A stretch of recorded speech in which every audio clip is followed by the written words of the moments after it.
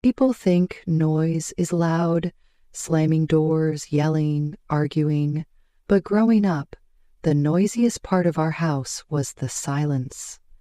That kind of silence, it wraps around you like fog. You don't even notice it at first. You just breathe it in day after day until one morning you wake up and realize you haven't heard real laughter in years. We lived in a small town in Ohio. Our street was lined with split-level homes and mailboxes decorated for every holiday. Our house was beige with green shutters, plain but home. My dad, Greg, was a machine operator at a local plastics plant. Hardworking, routine, the kind of guy who had the same sandwich for lunch every day and filled up the gas tank when it was still 3/4 full. My mom, Melissa, stayed home with my younger brother Ryan and me, at least until we were both in school. Then she started painting again. Little canvases that she'd tuck away in her closet like secrets. From the outside, we were your average American family. Dad worked, Mom cooked, we went to church on Sundays and had spaghetti on Thursdays. But something was always off. It was in the way they didn't look at each other anymore. In the way dinner was eaten in near silence. In the forced everything's fine smiles they gave each other when we were watching. I didn't know how to name it then, but I could feel it, like a hum beneath the floorboards, something uneasy, something waiting to break. Ryan was too young to notice. He was still caught up in cartoons and Legos and asking Mom to tuck him in every night. I envied that innocence, even as I helped pack his school lunches and remembered to sign his reading logs. I was only 15, but I was already learning how to keep things together. Mom had this habit of standing in front of the kitchen window, holding her coffee like it was the only thing keeping her anchored to the earth. Sometimes I'd catch her staring at the tree in our backyard, not blinking, like she was someplace else entirely. I wanted to ask her what she was thinking, but I didn't. I think I was scared of the answer. And Dad, he was present, technically, but it was like living with a shadow. He'd come home, take off his boots, eat quietly, and fall asleep in front of the TV. He never raised his voice. He never cried. He was just tired, worn down, like he was holding up a wall only he could see, and he was running out of strength. Looking back, I think we all knew something was coming. We just didn't know what it would look like. And we sure as hell didn't expect it to come the way it did, suddenly, without warning, on a Thursday morning that looked just like any other. But in that silence, something had already been breaking for a long time. It was a Thursday. I remember that because Ryan had music class, and Mom always reminded him not to forget his recorder. The kind of ordinary, forgettable morning you think will blend into the rest. Except this one didn't. I woke up to the smell of coffee, like always. Mom usually beat us all up by an hour. Her quiet time, she used to say. I'd hear the soft clink of the spoon in her mug, the faint hum of the dishwasher drying last night's plates.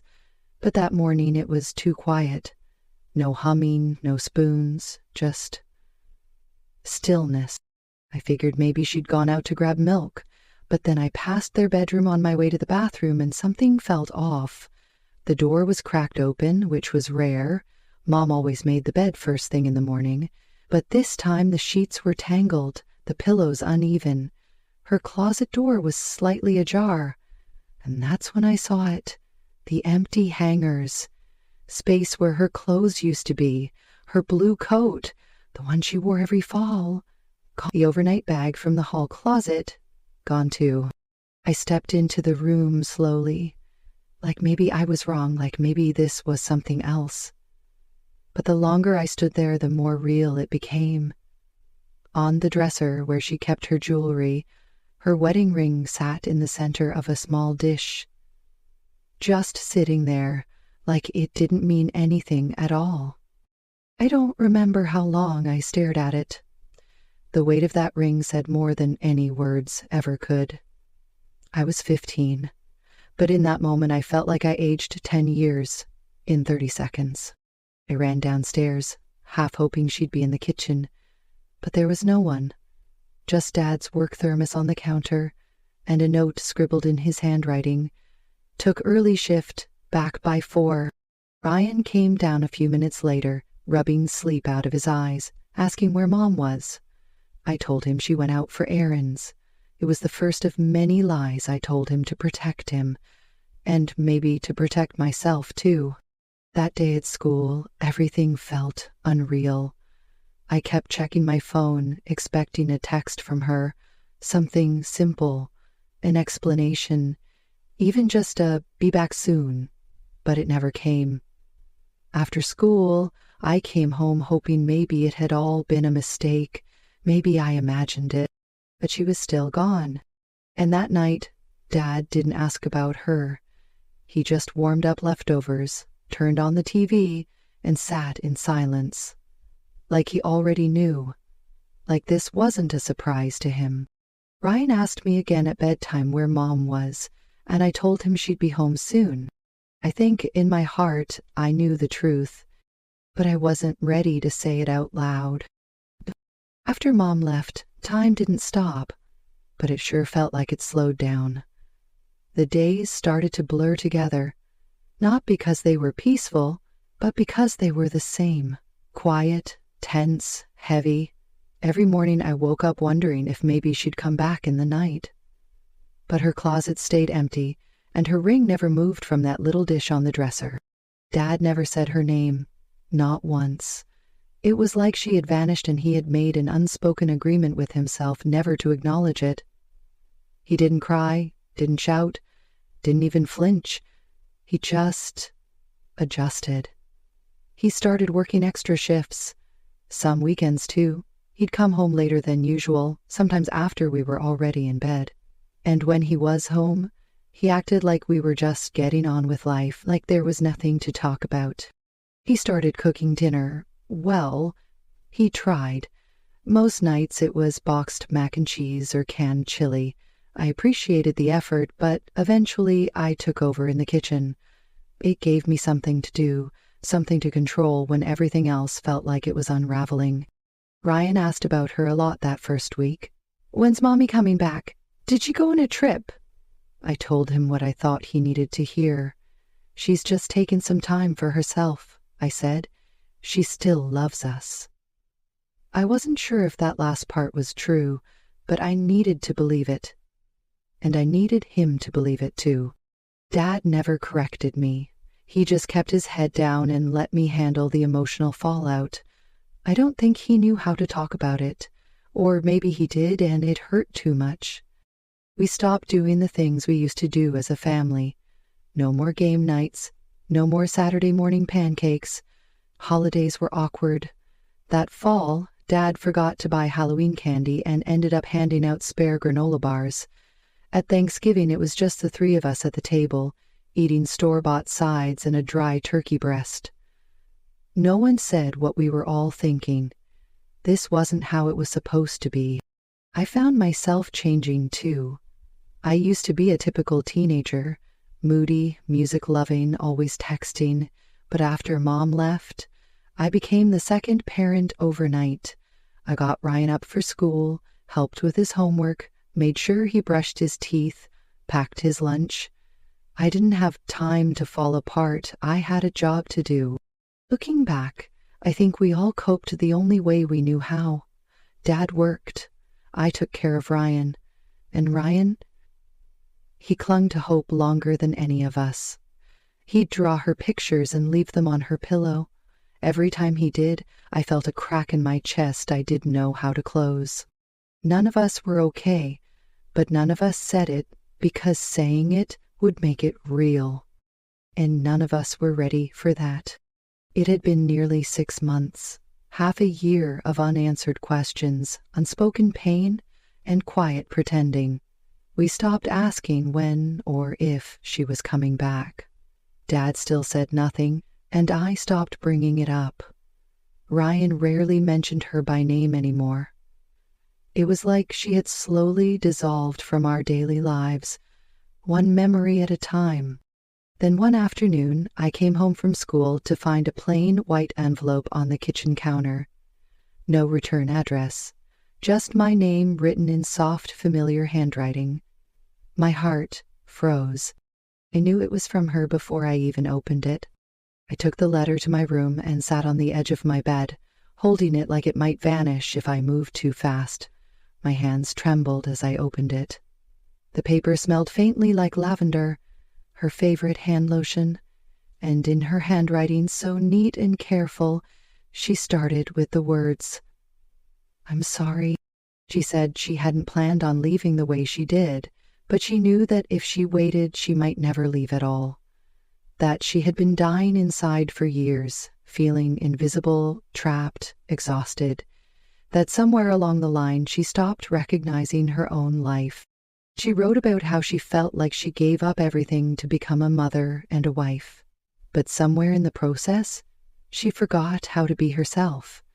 She told me she loved us, that it wasn't our fault, but that she couldn't live a lie anymore. And then she wrote something that broke me in a way I hadn't expected. She said, "I hope one day you'll understand why I had to go, but I'll understand if you never do." That sentence stayed with me long after the letter was folded back into its envelope. I didn't cry right away. I just sat there staring at the wall, feeling like I'd been punched in the chest. I wanted to hate her for leaving, for making me the adult before I was ready, for letting Ryan grow up without a mom. But I couldn't, because a small, terrible part of me understood what she meant. There had been moments, brief, quiet moments, when I saw it in her eyes.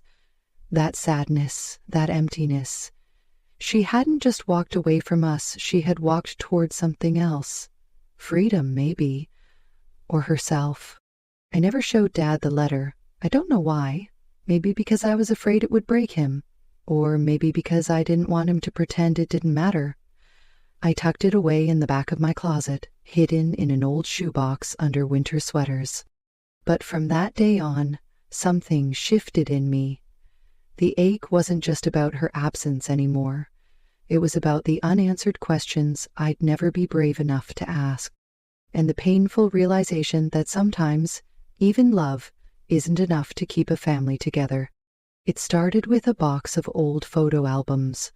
I wasn't looking for anything in particular, just cleaning out the attic because Dad had asked me to help make space for some new insulation. It was early spring and the air up there was thick with dust and forgotten things.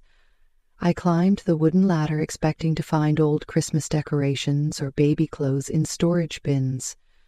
What I didn't expect was to find pieces of my mother I had never met before. Tucked behind a stack of faded board games in an unused camping tent was a cardboard box labeled Melissa Studio.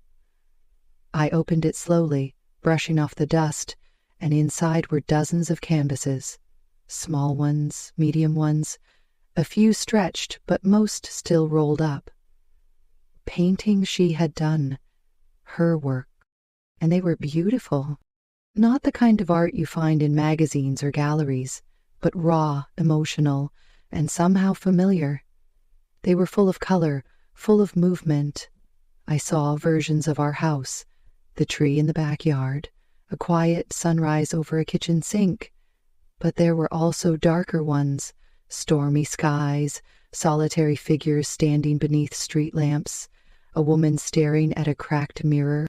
As I flipped through them, I felt like I was learning her language for the first time. This was how she spoke when words failed her. These weren't just paintings. They were confessions. A record of everything she never said at the dinner table. At the bottom of the box, wrapped in a towel, was a worn-out sketchbook. Inside were journal entries, drawings, and letters she had never sent. Some dated back 10 years. She wrote about her doubts, her loneliness, how she used to sneak out into the garage just to cry where no one could hear. She loved us, that was clear, but she was drowning in silence, and none of us saw it. There was one page I'll never forget. It was a sketch of me and Ryan at the park. We must have been about 10 and 5. Below it she wrote, "They are the reason I stay, but I wonder how long I can keep holding my breath." I sat there in the attic for hours, surrounded by pieces of her soul. And for the first time, I didn't feel angry. I felt heartbroken. For her, for all the parts of her life she kept hidden because she didn't know how to ask for help. Or maybe she thought she wasn't allowed to. I brought one of her paintings down that day and hung it in my room.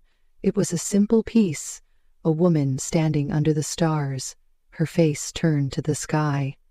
Something about it felt like hope. Ryan asked who painted it.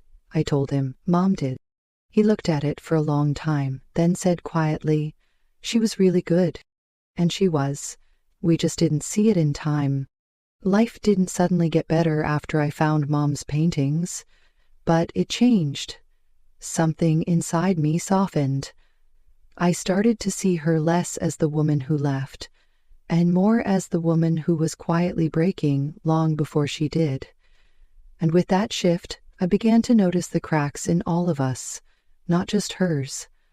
Dad was the hardest to reach. He kept himself wrapped in routine like armor. Wake up, work, dinner, bed, repeat. He didn't ask questions and didn't offer answers. But one night after Ryan had gone to bed, I brought one of Mom's paintings downstairs and set it on the kitchen table. It was the one with the street lamp and the lone figure underneath. Dad stared at it for a long time without saying a word. I finally broke the silence and said, "Did you know she was painting all this time?" His eyes didn't move from the canvas. "No," he said, "just that." But in that one word, I heard something I hadn't heard from him in months. Regret. We didn't talk much that night, but from then on, something in him shifted too. He started coming home earlier. Sometimes he'd help me make dinner, even if it meant chopping vegetables in silence. We weren't fixing anything. We didn't know how, but we were at least showing up. And sometimes that's a start.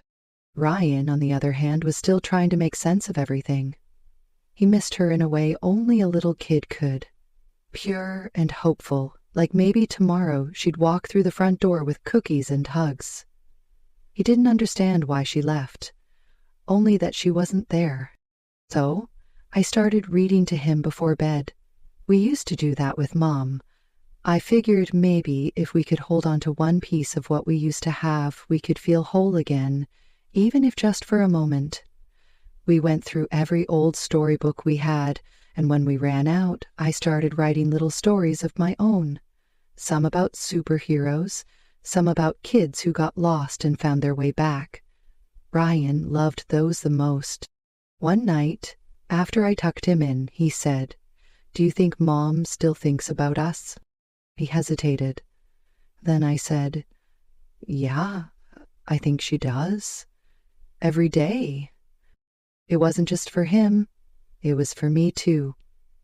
I had to believe that she carried us with her, even if from afar. Rebuilding wasn't about forgetting, it was about learning how to live differently, with the pain, with the absence, with the unanswered questions. We were a different family now, not better, not worse, just changed. But day by day we were learning how to laugh again, how to sit around the dinner table without looking at her empty chair, how to tell stories even if they hurt. We were never going to be the same, but we were still here, still loving each other, still trying. Forgiveness is a strange thing. People talk about it like flipping a switch, like one day you just wake up and decide to let go. But that wasn't how it worked for me. For a long time I held on to my anger like it was the last thread tying me to her. If I stayed mad, maybe I wouldn't miss her so much. Maybe I wouldn't feel like I had a hole in my chest every time I saw Mom walking her kid home from school. But time has its own way of softening things. It happened on a Sunday afternoon, quiet and unremarkable at first. Ryan had gone to a friend's house, and Dad was out running errands. I was cleaning out the garage, something we'd put off for years. I found an old box tucked under the workbench. Inside were some of Mom's things: a worn denim jacket, a jewelry box, and a stack of old cassette tapes. I almost left it alone, but something told me not to. One of the tapes was labeled "For the Kids in Case." My hands shook as I dusted off Dad's old tape player and hit play. Her voice filled the garage, soft and nervous. "Hey, if you're listening to this," I guess I couldn't find the courage to say it all out loud. "I don't know where to start except to say I love you. So much. Both of you. You're the best parts of my life, and nothing about leaving changes that." I sat down on the floor. The tape kept playing. She talked about how hard it was being a mom when she didn't feel like she knew who she was anymore. How she tried, really tried, to stay, but she felt like a shadow in her own home, like she was always smiling for someone else. Then she said something that broke me wide open. "I know one day you might hate me, and I'll deserve some of that, but I hope one day you'll also remember the bedtime stories, the pancake Sundays, the way I held your hand when you were scared. I hope that someday, even if just for a moment, you'll understand that I left not because I stopped loving you, but because I needed to start loving myself." I cried then, harder than I had in months. Not the quiet tears I let fall in the middle of the night, but loud, aching sobs. For her, for Dad, for Ryan, for all the years we'd spent living with a question we couldn't answer. And somewhere in that moment, on the cold garage floor, listening to her shaky voice, I felt something shift. I didn't forget what she did. I didn't excuse it. But I forgave her. Not because she earned it, but because I needed to. Because holding on to pain was keeping me from moving forward. And because love, no matter how broken, still has the power to heal. That's my story. It's not perfect, but it's real.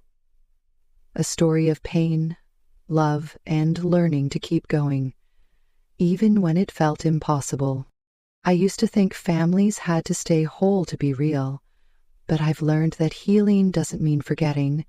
It means growing through the hurt, one step at a time. Thanks for listening and for being part of this journey with me.